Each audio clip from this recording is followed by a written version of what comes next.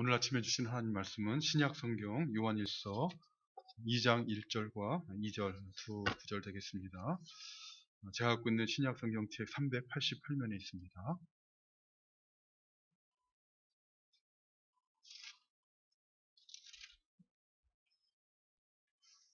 오늘 본문 말씀 요한일서 2장 1절과 2절 말씀 찾으신 줄 알고 봉독해 드리겠습니다.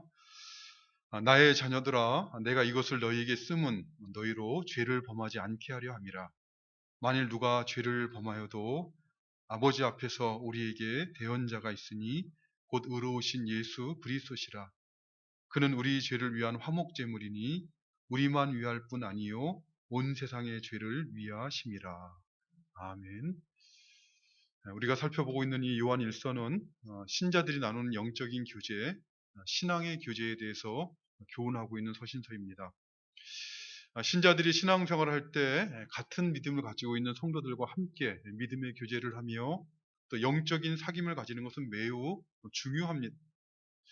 이 하나님을 섬기는 신자들은 이 영적인 교제, 성도들과 나누는 믿음의 교제를 통해서 하늘의 위로, 영적인 위로와 기쁨을 얻게 되고 영적인 힘과 능력을 공급받게 되기 때문에 그렇습니다. 사도 바울이 로마 교회에게 보낸 서신서인 로마서 1장을 보면 사도 바울은 자신이 로마 교회 성도들을 만나서 함께 교제하기를 원한다 이렇게 밝히고 있는데 그 이유가 무엇인가에 대해서 1장 12절에 보면 이렇게 교훈합니다. 이는 곧 내가 너희 가운데서 너희와 나의 믿음으로 말미암아 피차 안위함을 얻으려 함이라 이렇게 말씀하고 있습니다. 그러니까 사도 바울이 로마 교회 성도들인 그 성도들과 너희들을 만나서 믿음의 교제를 나누기를 원하는데 그 이유는 내가 사도로서 너희를 위로하기 위한 것만이 아니라 나 또한 너희로 인하여 위로를 받아서 피차 서로를 위로하기 원한다. 피차 서로를 영적으로 또는 신앙적으로 격려하기를 원해서 너희와 만나 교제하기 원한다. 이렇게 밝히고 있는 것입니다. 이렇게 믿음의 교제를 통해 다른 성도들과의 믿음의 교제를 통해 영적인 위로와 또 힘과 용기를 공급받게 되면 어떻게 되겠습니까? 아무리 로마 제국과 같은 세력으로부터 외적인 핍박을 받게 되거나 또는 교회 안에 여러 가지 어려움이 생기더라도 믿음 안에서 참된 신앙의 교제를 나누는 성도들은 이런 어려움들, 이런 핍박들을 이겨낼 힘과 용기를 공급받습니다. 참된 신앙의 교제로 인해서 영적인 싸움을 감당할 수 있고 자기 믿음을 지킬 수가 있기 때문에 신자들이 참 믿음 안에서 교제한다는 것은 매우 중요한 것입니다. 그러니까 예수 그리스도를 믿고 신앙생활하는 이 신앙의 공동체인 교회는 예배드리는 공동체일 뿐만 아니라 함께 신앙의 교제를 나누는 교제 공동체가 되어야 되는 것이죠.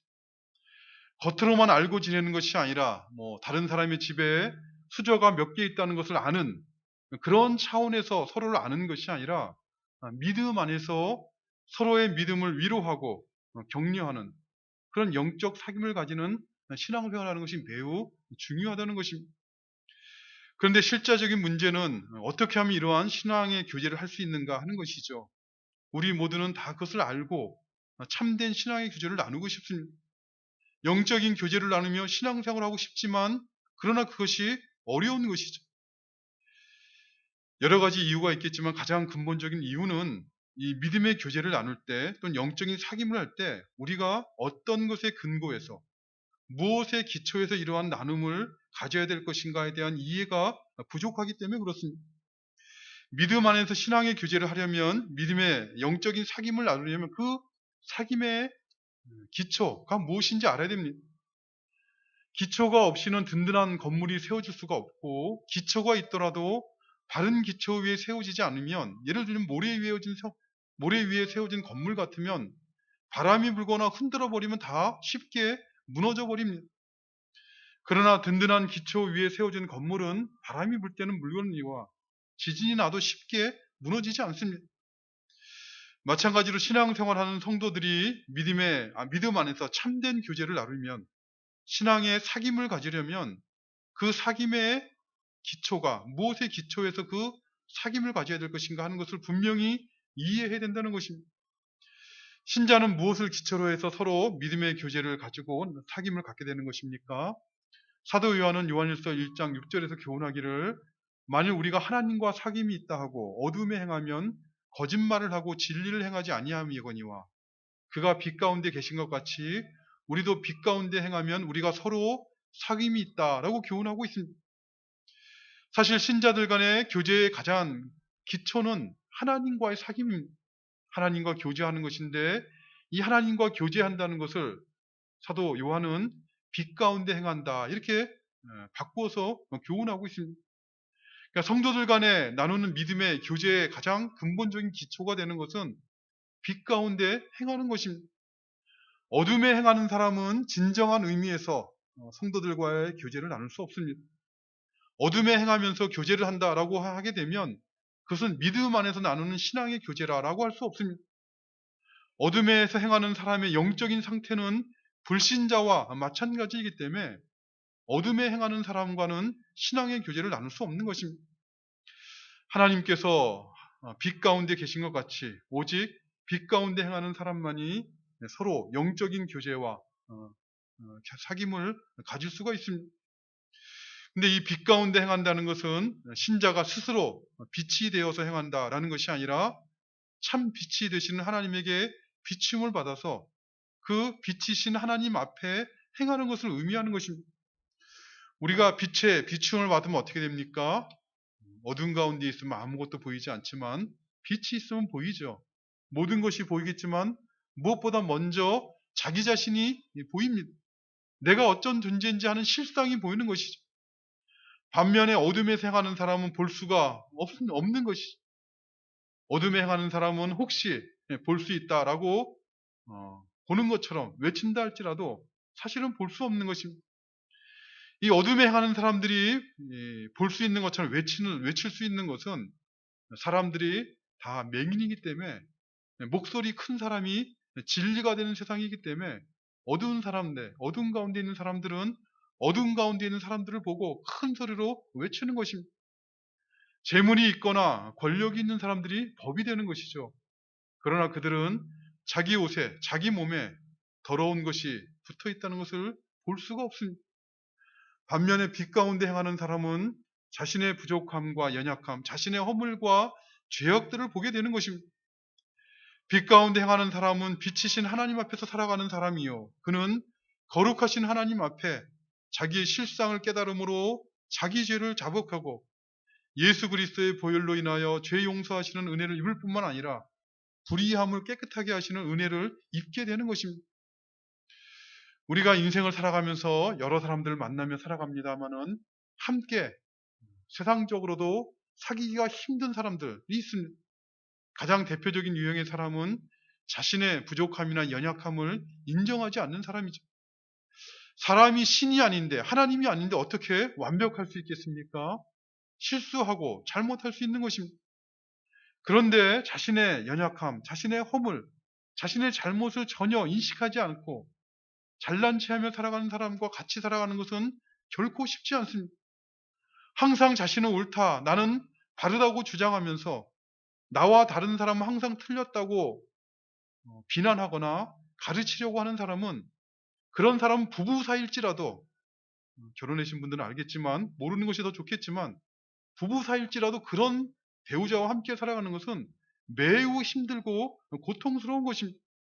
같이 살고 있어도 마음은 전혀 주지 않은 채 살아가는 것이죠. 그러나 하나님을 알고 믿는 신자는 그렇지 않습니다. 빛 가운데 행하는 신자는 자신의 모습을 알기에 자기 안에 있는 죄를 인식하고 인정하고 자백할 줄 아는 것입니다. 그래서 그리스도 안에서 하나님이 약속하신 죄사함의 은혜를 누리게 되는 것이죠. 우리가 우리 죄를 자백하면 그는 미쁘시고 의로우사 우리 죄를 사하시며 우리를 모든 불의에서 깨끗하게 하실 것이라는 이 말씀이 성경에 문자로 써있는 말씀이 아니라 그 말씀이 진리의 말씀인 것을 자기 인생의 날들을 통해 맛보고 그것을 또한 그 기쁨을 증거하는 사람들입니다. 그래서 그러한 신자들의 마음에는 여유가 있습니다. 어떤 여유입니까? 다른 사람의 연약함이나 허물을 이해할 수 있는 여유가 있고 자신이 받은 죄사함의 은혜를 다른 사람들에게 나눠줄 수 있는 여유가 생기는 것이죠. 이처럼 다른 사람의 연약함이나 허물을 이해하고 또 자신이 받은 죄사함의 은혜를 나눠줄 수 있는 그런 마음을 가지고 살아가는 신자들은 동일한 믿음을 가진 신자들과 참된 신앙의 교제를 할 수가 있는 것입니다.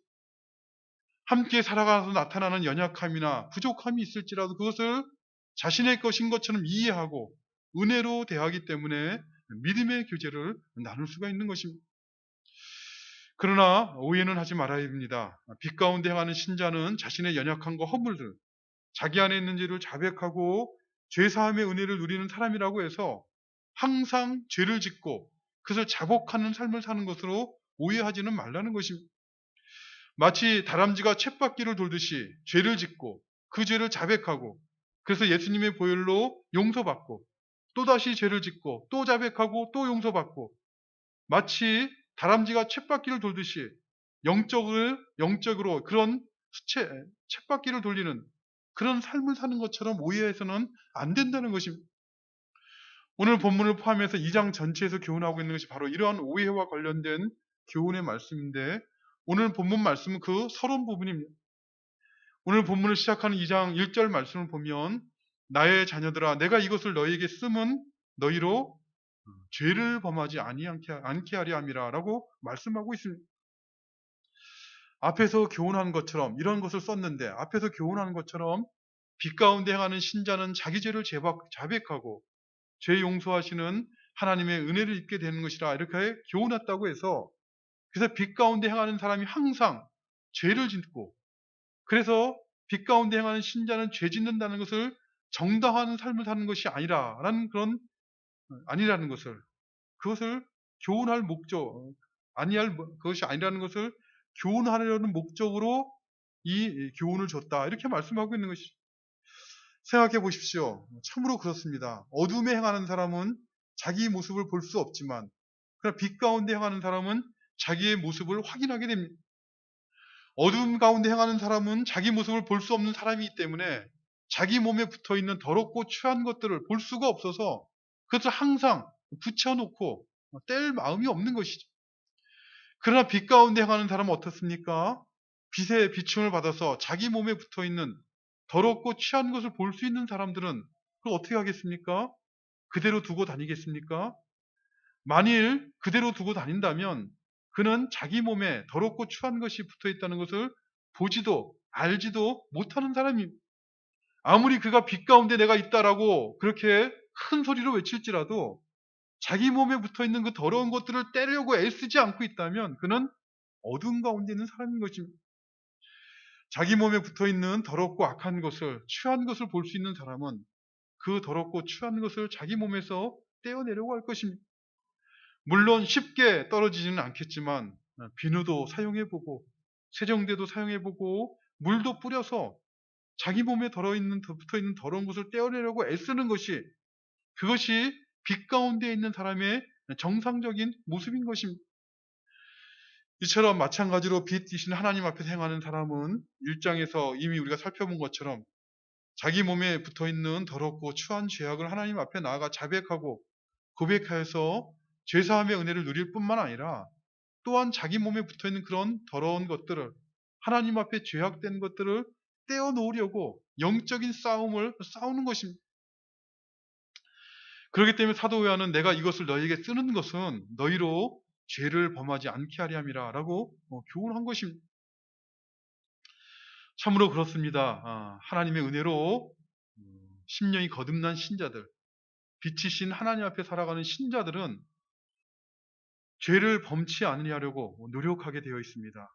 매사에 죄를 의식하고 이것이 하나님 앞에 선인가 악인가를 분별하여서 죄를 범치 않으려는 영적인 싸움을 싸우는 것이 그것이 자기 죄를 고백하고 죄사하시는 그 은혜를 입은 신자들의 정상적인 모습이라는 것입니다. 만일 어떤 사람이 우리가 죄를 지어도 자백하면 용서하여 주실 것이다 라고 생각하면서 죄 짓는 것을 심각하게 생각하지 아니하고 신앙생활로 있다면 그것은 정상적인 신앙생활이 아닙니다. 빛 대신 하나님 앞에서 살아가는 신앙생활이 아니라는 것입니다. 빛 가운데 행하는 신자들은 누구보다 죄에 대해서 민감한 감각을 가지게 되어 있고, 그러한 죄를 범치 아니하려는 노력들, 영적인 싸움, 거룩한 삶을 살고자 하는 영적인 싸움을 싸워야 되는 것입니다. 그렇기 때문에 이 율법의 행위가 아니라 죄를 범치 아니하고 거룩한 삶을 삶으로 살아서 구원을 받는 것이 아니라 오직 은혜로만 구원을 받는다는 것을 교훈한 사도 바울은 고린도전서 9장 26절과 27절에 보면 이렇게 고백합니다. 나는 다름질하기를 향방 없는 것 같이 아니하고 싸우기를 허공을 치는 것 같이 아니하여 내가 내 몸을 쳐 복종하게 함은 내가 남에게 전파한 후에 자신이 도리어 버림을 당할까 두려워함이로다 라고 고백을 하고 있습니다. 행위가 아니라 은혜로 구원을 받는다라고 가르친 사도 바울이 왜 자기 몸을 쳐서 하나님께 복종하게 하려 한다라고 이렇게 고백하고 있는 것입니까? 행위가 아니라 은혜로 구원받는 것이 분명하지만 그렇다고 해서 불순종하고 죄를 짓는 것은 은혜로 구원받은 자의 정당한 모습이 아니기 때문에 그렇습니다. 하나님의 은혜로 구원받은 자라면 죄를 짓지 않도록 죄를 사랑하는 자기 몸을 쳐서라도 하나님에게 복종하는 것이 마땅한 모습이기 때문에 그런 것입니다. 사도 바울은 자신만 이렇게 자기 몸을 친다라고 고백하고 있는 것이 아니라 자신의 영적인 아들인 디모데에게도 디모데전서 6장 12절에 보면 믿음의 선한 싸움을 싸울 것을 그렇게 권면을 하고 있습니다. 이처럼 빛 가운데 행하는 신자는 자기 죄를 자백하고 사하심을 얻은 신자라면 죄를 짓지 않으려는 믿음의 선한 싸움을 싸우며 살아가는 것입니다. 그런데 또 이러한 삶을 살고자 하지만 그러나 문제가 있죠. 이렇게 죄를 짓지 않으려고 노력을 하고 힘을 써도 때로는 죄 앞에 마치 아무런 힘이 없는 것처럼 넘어지고 쓰러지려는 것입니다. 물론 어떤 사람은 예수님을 믿고 난 후부터 자신은 죄를 짓지 않게 되었다라고 고백하는 사람도 있습니다. 그런데 그렇게 말하는 사람은 모두가 다 영적인 위선자들이요. 다 거짓말쟁이들입니다. 속지 말아야 됩니다. 이 땅에 살아가는 동안 죄가 역사하는 몸을 가지고 살아가는 동안 완전 성화라는 것은 되어지지 않습니다. 죄를 전혀 짓지 않을 정도로 완전하게 거룩한 삶을 살아가는 사람은 예수님을 제외하면 한 사람도 없습니다. 우리가 하늘나라에 들어갈 때 이 죄의 몸, 죄가 아직 역사하고 있는 이 몸을 버리고 하나님 나라에 들어갈 때야, 그때야 죄와는 상관이 없는 몸으로 변화될 것입니다. 생각해 보십시오. 고향 친척 아비 집을 떠나 내가 내게 지시하라는 곳으로 가라는 이 하나님의 말씀에 순종한 믿음의 조상 아브라함도 때로는 불신앙의 모습을 보이기도 하였습니다. 하나님의 마음에 합한 사람 다윗도 탁월한 믿음으로 우리가 따라갈 수 없는 그 믿음으로 하나님을 섬겼지만 그러나 그의 생애에 관한 성경의 기록을 보면 그도 실수하여 죄를 짓기도 합니다. 뿐만 아니라 신약 시대에 이미 성령이 내주하시는 이 시대에 사도로서 하나님의 일을 감당했던 베드로 사도나 바울 사도 같은 경우도 신약 성경을 찾아보면 그들도 때로는 실수하여 죄를 짓기도 하였습니다. 그러니 신자는 예수님을 믿게 되면 죄를 전혀 짓지 않는다라고 말하는 완전 성화를 주장하는 것은 잘못된 가르침입니다. 빛 가운데 살아가는 신자는 범죄하지 않으려고 애쓰며 죄와 싸우겠지만 그러나 자신의 마음이 원하는 것과는 달리 때로는 넘어지고 쓰러져서 죄를 짓게 되기도 하고 또 죄를 짓게 됩니다. 그러니까 신자가 되었음에도 불구하고 연약함과 부족함이 드러나는 것이죠. 그래서 어떻게 됩니까?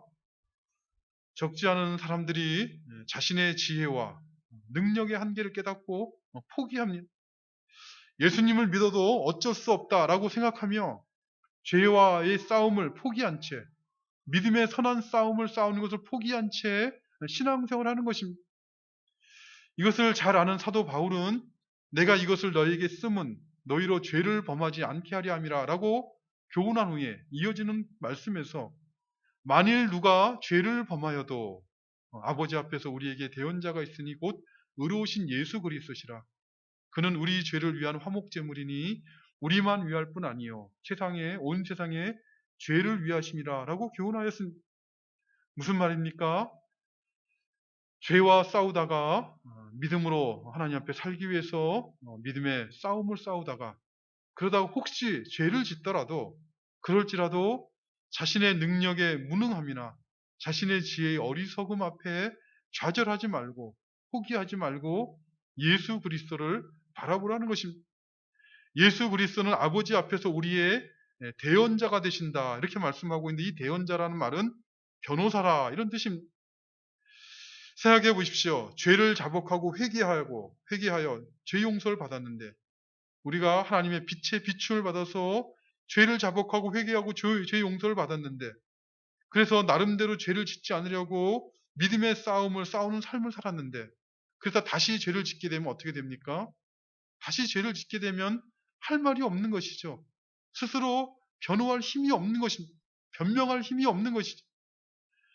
죄를 용서해 주는 것도 한두 번이지 한두 번 용서를 받는 것이지 아니 예수님께서 말씀하신 것처럼 7번씩 70번 정도 죄를 짓고 용서를 받을 수 있다 할지라도 한번 우리 신앙생활 우리의 모습을 보십시오. 우리가 평생에 90번만 죄를 짓겠습니까?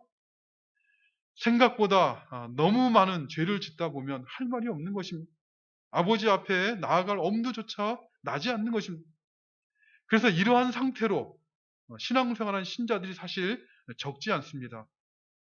빛 가운데 비춤을 받아서 예수 그리스도를 믿고 죄 용서함을 받았으나 그래서 하나님 앞에 거룩하고 하나님 기뻐하시는 삶을 살고자 하였으나 매일 실패하고 넘어지고 쓰러지자 이제는 더 이상 하나님 앞에 나아갈 엄두조차 갖지 아니하고 그대로 그 모습으로 신앙생활한 신자들이 믿음의 선한 싸움을 포기하고 신앙생활하는 성도들이 적지 않다는 것입니다. 그런데 사도 요한은 죄를 범하지 말라고 그 은혜를 그리스도 안에서 은혜를 받은 너희 중에 누가 만일 죄를 짓더라도 그럴지라도 포기하지 말라는 것이죠. 우리 앞에 아버지 앞에 우리의 대언자가 있다는 것입니다. 의로우신 그리스도께서 대언자가 되셔서 변호사가 되어셔서 변호하여 주신다는 것입니다.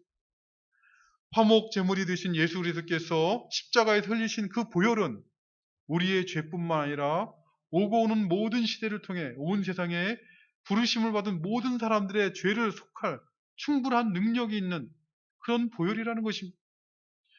그러므로 사도 요한은 빛 가운데 거하는 신자라면 죄와 싸워야 되겠지만 죄에 질 때마다 좌절하거나 낭망하지 말고 죄 가운데 쓰러진 그 모습으로 신앙생활하지 말고 처음 믿었을 때 그 믿음으로 예수 그리스도를 바라봐야 될 것을 교훈하고 있는 것입니다. 우리의 죄를 위한 화목제물이 되셔서 우리뿐만 아니라 온 세상에 우리처럼 부르심을 받은 모든 성도들의 죄를 감당하시는 예수 그리스도를 믿음으로 바라보시고 그분을 의지하시고 날마다 죄로부터 깨끗함을 받는 우리 모두가 되시기를 간절히 바라는 것입니다. 아버지 하나님 감사합니다.